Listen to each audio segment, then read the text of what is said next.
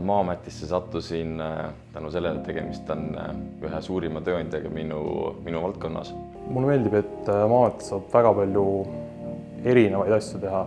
Geoinformaatika on küllaltki lai valdkond ja alati on uusi väljakutseid, mida peab ületama. Mulle meeldib minu töö seetõttu, et see on väga mitmekülgne. Ehitame oma tiimiga uut e-katastrit, mis reaalselt muudab inimeste maatoimingute tegemise lihtsamaks.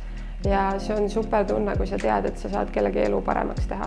Maa-amet kui tööandja on äärmiselt paindlik, et võimaldab noortel tulla kooli kõrvalt tööle, pakkudes paindlikku graafikut ja näiteks ka kaugtööd. Peamiselt tõesti väljakutsete pärast, et mulle isiklikult meeldib väga geoinformaatika ja ma leian selles väga suurt potentsiaali.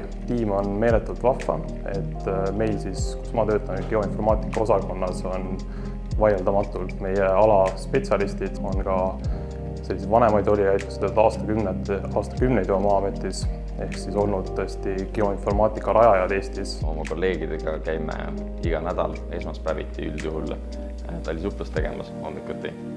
Sellega elavdame tiimi vaimu ja saame ka siis oma iganädalased mõtted või ülesanded läbi korra arutada. Maa-ametis on väga head enesetäiendamise võimalused ning muidugi siin töötavad lihtsalt superinimesed.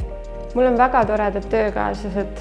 Me oma tiimiga oleme justkui perekond, toetame teineteist alati. Just sel sügisel alustasime ühise hobiga, milleks on talisuplus.